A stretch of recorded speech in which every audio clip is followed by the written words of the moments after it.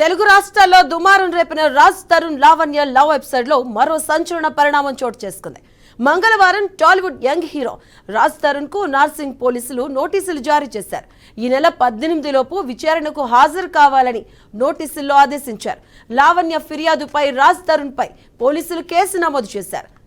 ఇక BNSS 45 రోజులు కింద రాజ్ తరుణ్ కు నోటీసులు జారీ ఇవ్వడం జరిగింది. ఇక 2008 నుంచి రాజ్ తరుణ్ తో పరిచయం ఉందని 2014లో రాజ్ తరుణ్ తనను పెళ్లి చేసుకున్నట్లు పోలీసులు FIR లో లావణ్య పేర్కొంది.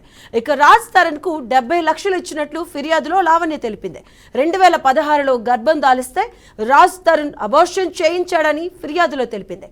ఇక లావణ్య కంప్లైంట్ మేరకు రాజ్ తరుణ్, మాల్వి, మయాంకులపై నార్సింగ్ పోలీసులు సెక్షన్ 420, 493 అలాగే 506 కింద కేసులు నమోదు చేశారు.